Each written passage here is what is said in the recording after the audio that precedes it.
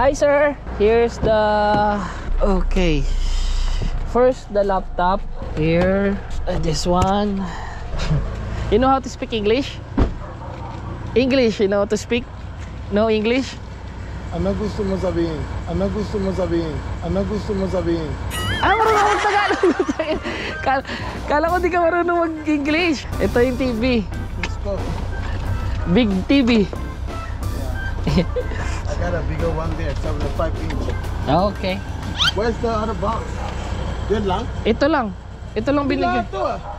Ito lang binigay niya. Diyos ko. Ito lang. Hindi kompleto. Ewan ko sa kanya. Marami kulang. Ewan ko sa kanya. Yan lang yun eh. Sige, ito sa atin mo ba? Okay. Sir, magandang hapon, alam mo po. Ask ko lang sana sir kung ano ipapadala papuntang Santa Ana. Ano po, mga pabango po. Mga pabango. Okay, sige bossing. Mga nakabox naman po yan ano? Mga nakabox naman na. Okay, ilang box po kaya yun? 4 na box na maliliit lang. Sige bossing. Papunta naman na po ako sir. Kaya. Pa-wait na lang po. Salamat. Salamat.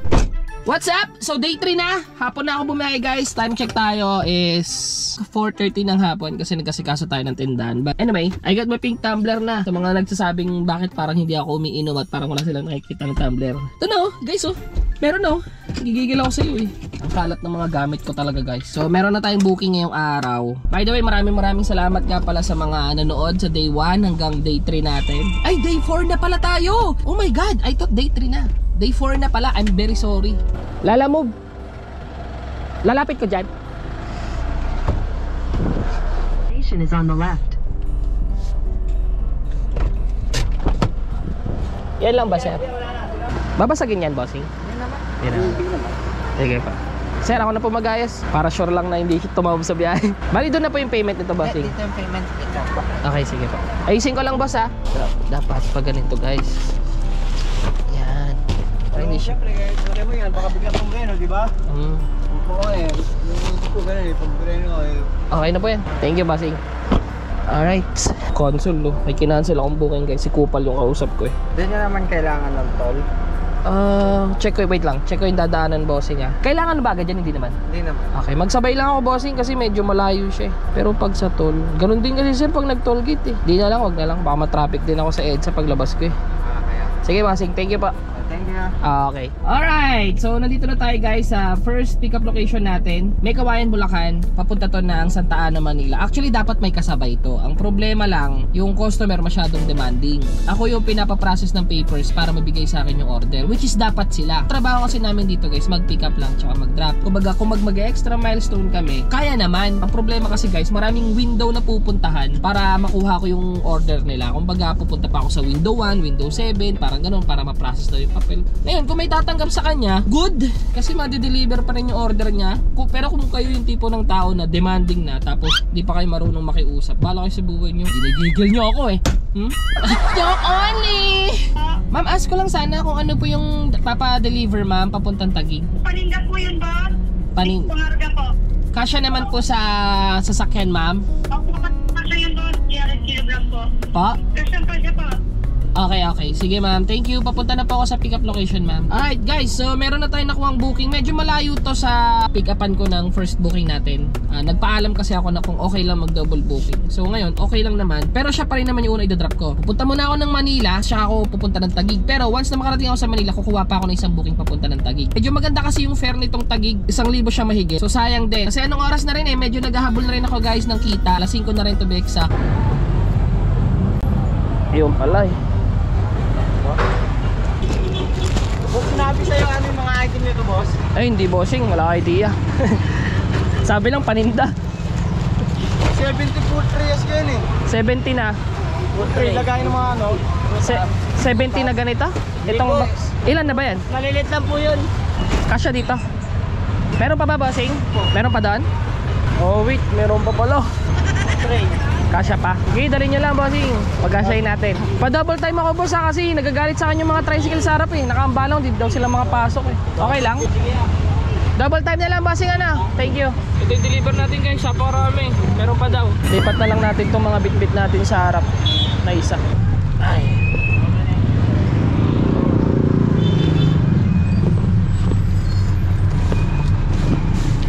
lang naman yan eh. Ay, 4. Actually, mas okay nga dito. Mas safe eh. Mas nakikita ko kung malalaglag o hindi. Hirap kumita ng pera ah.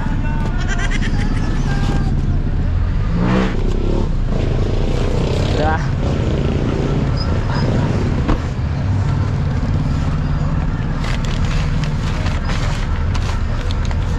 See? Yeah? Wait lang po siya, meron pa. Hintay lang konti. Baka di nakasya. Babasagin ba to, bossing? Ibabaw mo. Baka madaganan eh. Bukod doon. Oo, bukod yan, meron pa. Ay, di ba ano lang, bahad ka na lang pag gano'n. Bahad ka na lang para hindi masayang yun. Sabi mo, sinakop yung ano mo, hindi ko alam eh, sinakop yung ano. Nakakalain na ano, bahad ka na lang para... Bahad na lang ako, ano? Oo, bahad ka na lang. Kasi ang dami niyan, siya yung alam niya, dito lang, di ba? Oo. Tsaka ito, gitna na lang. Sabihin nyo na lang din na sobrang dami pala, no? Oo, sabihin ko na lang doon. Kakausapin mo kaya? Hindi, yun ang kakausapin niya yung ano, pinsang ko. Sige. Nasabihan ko na lang. Take na, take lang mo. Sabihin lang, meron pa yan. Meron pa ba? Meron pa. Buong tindahan ba yan? Ang dami. Lipat tindahan ba yan? Ang dami. Okay, bossing, no problem. Ako na mag-guys, sir, para ano. Boss, kailangan mo sabihin. Okay, bossing, basta ikaw. Ay, ako. Ito na lang yan. Sobrang dami pala nito. Sige, tingnan natin. Sampan nyo, sir. Tingnan natin kung magkakasya. Wag isagad, sir. Wala akong makikita sa likod. Yung sa ano. Wala akong makikita. Delikado, sir. Eh. Siguro kasya naman na yan, sir. 5 lang ba? Yan na lang yan. Yan na lang yan. Sige, kasya na siguro yan. Ako na, sir. Ako na magkamada.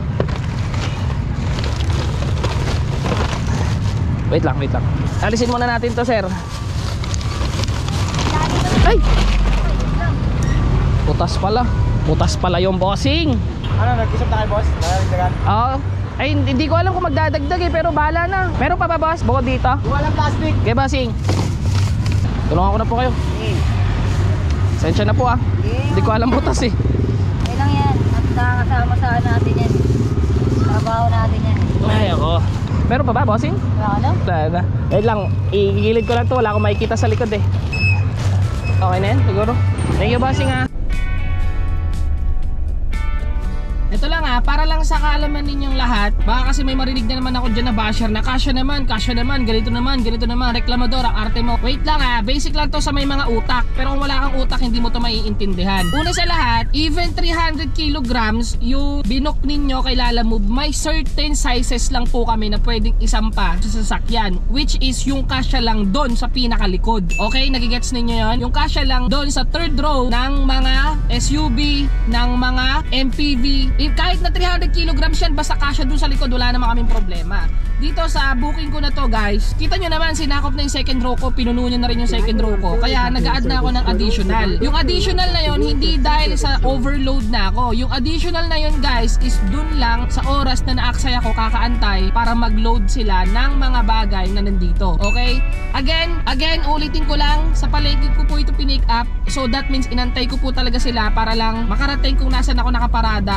Alright, so sana naiintindihan nyo yung point ko na yon kung bakit ako nagpapa-add. Sana nagets nyo yung point kung bakit ako medyo disappointed dito sa booking nito. Pero again, uulitin ko lang, tinanggap ko tong booking na to kasi sayang eh. 45 minutes ako na nandun, na nakatinggan. At ito pa, baka sabihin nyo rin, oh bakit tinanggap mo ba? Eh overload na rin pala. Eh ganun din eh. Tatanggapin mo siya kasi wala ka naman choice. Kesa kapag hindi ko to pinick up, doble talo ako sa gasolina, doble talo ako sa oras na sinayang ko. And at the same time, yung stress na nadala sa akin nung package na to, okay? O baka sabihin nyo na naman na nagre-reklamador, bahala ka sa buhay mo. Itong ginawa kong video na to is just to inform each and every one of you guys na okay lang naman na mag-book kayo ng 300 kg kahit isagad nyo yan eh. Diba? Kasi katumbas lang yan, 3 tao eh. 3 or 4 na tao eh. Pero yung sizes po is dapat nandun lang sa pinakalikod, okay? Ngayon, kung ganito karami, may mga ibang option naman. Merong L300, meron namang pick up. Pero hindi ako galit ah. Baka sabihin nyo, ganito naman ako. Ganito lang talaga ako magsalita, guys. Ganito lang magsalita ang kuya nyo. So, punta na tayo ng Maynila. Let's go! Hindi naman pa matigas, di ba? Hindi naman po, magaan din naman po siya. Sige lang. Okay. Thank you so much po, ma'am. Okay. Alright, change of plan. Change of plan tayo guys. Imbis na papunta tayo ng Manila, una muna natin i-drop itong Taguig kasi masyado siyang madami. Hindi tayo makakapa-double book. Sayang. Wala, hindi na sunod yung standard na sizes lang na pwede natin ilagay dito. Pero the good thing about that guys is nawagan ko si Manila. Okay lang daw naman sa kanya na magantay. Magsasabay ako ng booking. So ang gagawin ko ngayon, i-drop ko muna tong Taguig para ma-unload yung sobrang dami. Tapos magsasabay ako ng booking pa Manila. Ay from Taguig going to Manila, i-drop ko na to. Tapos sana makasabay ako ng booking. Ganoon na lang.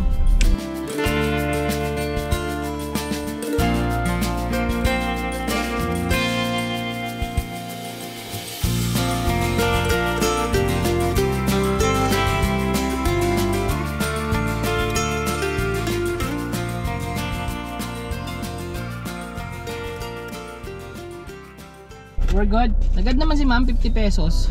Okay na rin yun. Thankful na rin tayo doon syempre dahil nga mga customer talaga na hindi naiintindihan yung concept ng delivery. Pero yun yung purpose ko. Kaya ako gumagawa rin ng mga video natin syempre para din sa awareness ng mga tao sa paligid natin. Kasi kawawa talaga yung delivery rider.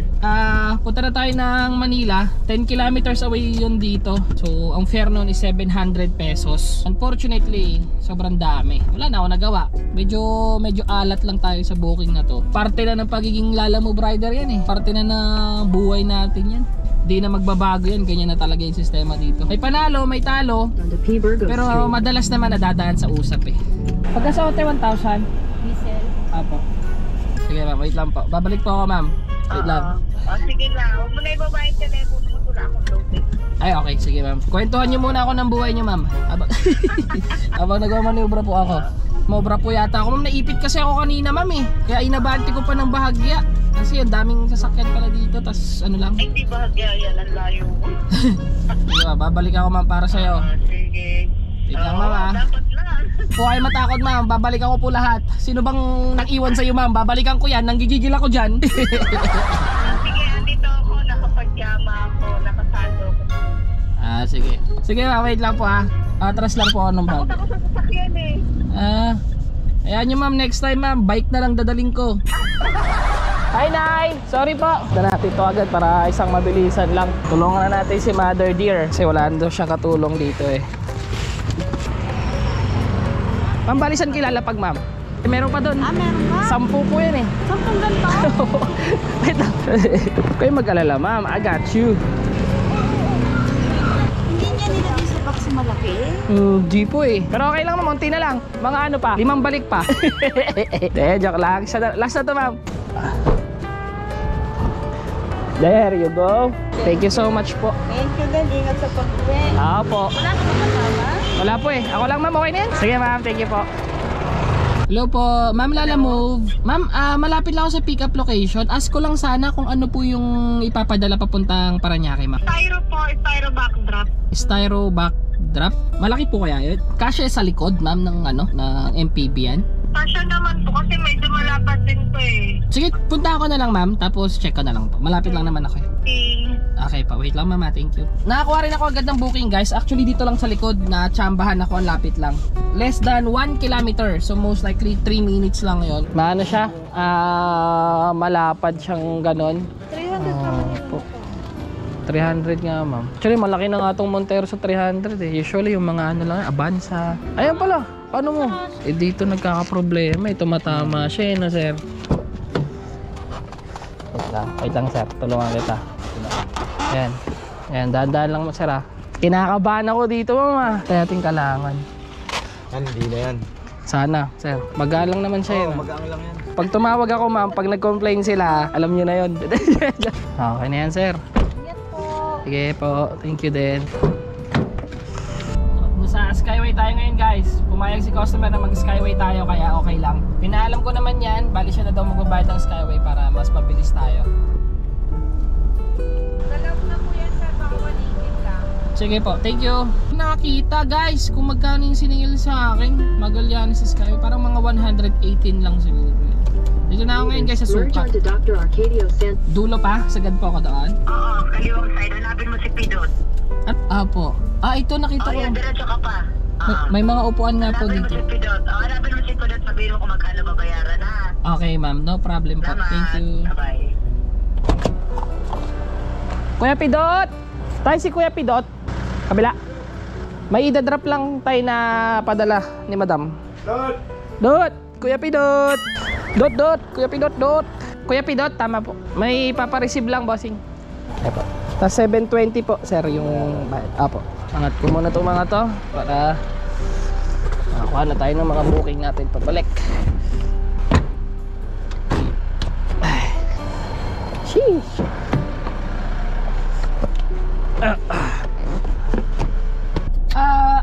I'm on my way to your pickup location. I would like to know what is the things you want me to deliver to drop off. What is that? Like flash is 50 inches flash screen TV and then Okay. speaker. Okay. TV and speaker. Yes. Kuya, you are the one that called me just now. Sorry? Are you the same person that called me not too long? Sorry, I can't understand. What's that again, sir? Okay. So are you on the way now? Yes, I'm on my way now. I'm driving to your pickup location. I'll be there maybe around 10 to 15 minutes only. Okay. Thank you. Okay, I'll call you again once I'm there. Okay, thank you po. Mapapalaban tayo ng English, pero maganda English niya in fairness ha, kumpara sa English ko ha. So ayun, meron na tayo another booking galing sa Englishero. Batak tayo dyan par, 2 wheels pa lang alam na natin mag-English eh. What is your name? My name is Dwayne. Akala ko naka-request na ako, meron pa rin pala guys. Or maybe it would be safe if I put that. Yeah. Do you have 150 peso cash on you right now? Yes, I have. Yeah, can you give me the you try to add it to the so it's gonna be how much total? Wait up, come in. Let me get a tip because I want to buy plastic to put it. Ah, sheesh. Di ko siya naintindihan bro. 1,125. Papalaban ka dyan, bossing. No. I'm just giving this to my friend. That's all. I'm not moving out. That's why I'm not going. Lalamove to bossing, lalamove papunta ng North Caloocan. Papadala niya lang yata sa kaibigan niya. This is for your friend. You have the 150 right now? Yes. And then the additional 150 pesos will be... so it's gonna be how much in total? So here. 975 is the delivery fee. Here, 975 plus 150 pesos. So, 1,125. 1,125. Yeah. Okay, I'll give you the 150. Okay, nangutang pa sa akin si kuya ng 150 pesos. Lupit natin guys. 150 pesos. Bigay natin yan. Babayaran naman yan dun eh. Here's the 150. Okay, yeah, thank you. So he said, okay, so when you reach there, you just show him, he will give you the 1,125 pesos. Okay. Okay, thank you so much. Yep. You take care, bye. Okay. Akala ko guys mapapalaban ako ng English eh. Buti na lang talaga malupit ang siya. Magaling siya mag-English. Understandable and napakalupit. Yun yung pinakamaganda sa mga Englishero. Unlike sa mga ibang mga foreigner dito sa Pilipinas, dehin sila marunong mag-English ba? Tapos kapag in-English mo, hindi rin sila maintindihan. Hindi mo rin sila maintindihan. Bossing? Ang nadalhin yan. Na North Caloocan, bossing. Dapat kasi gate pass yun eh. Okay. Tinagin yung gate pass eh. Picturean nyo na lang to, bossing. Kayo na lang. Mga kasi yung concert eh. Tumakas eh. Ano ba meron dyan, bossing? Kondo? Kundo yan. Umupahan na yan dyan eh. Baka gamit na yung owner eh. Ganoon. Hindi naman ako madadawit dito eh, no? Paano kaya yan? Wala ka dyan. Bala na rin kayo dyan, sir. Sige pa, bossing. Wala na rin po ako. Bagay, hindi mo rin kasi talaga masisisi yung mga gwardiya sa mga ganitong klaseng establishment, guys eh. Bali, ang nangyayari kasi, walang gate pass yung foreigner. May mga foreigner na daw dito na inuuwi yung mga gamit ng may-ari ng baga nangungupahan sila dito, may gamit na pagka kukunin nila parang ewan ko, sila yun eh. Para sa akin naman, labas na ako dun. In-offer ko na lang, pinapicturean ko yung booking ID kasi nandun naman yung information ng Turn customer. left onto Senora de la Paz. Karapatan naman nila yan kasi andun In sila sa 200 area. meters. Hi sir, here's the okay. First the laptop here, this one. You know how to speak English? English, you know how to speak? No English? Ano gusto mo sabihin? Marunong ako Tagalog. Kala ko di ka marunong mag-English. Ito yung TV. Big TV. I got a bigger one there, 75 inch. Okay. Where's the other box? Yan lang? Ito lang. Ito lang binigay. Ito ah. Ito lang binigay niya. Diyos ko. Ito lang. Hindi kompleto. Ewan ko sa kanya. Marami kulang. Ewan ko sa kanya. Yan lang yun. Sige, ito sa atin mo. Okay.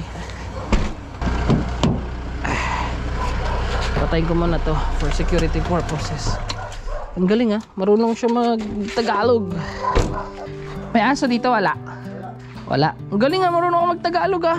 Gano'n ka nakatagal sa Pilipinas? Gano'n ka nakatagal dito? 9 years na? Paano ka natuto mag-Tagalog? Kapag tayo mga... Ang galing ah. Oops. Dapat may studio equipment. Yun ang hindi ko alam sir. Wala namang nabigay sa akin si kuya. Walang mag-isa dito? My wife, my kid. Ah, okay. You have family here. Thank you. Thank you sir. Ingat po kayo. Alright. Actually guys, medyo sketchy. Kinabahan ako kasi hindi naman sa pag-husga guys. Medyo kinabahan ako dito sa ano natin na to. But anyways, ayan guys, time check tayo para lang sa kaalaman ninyo.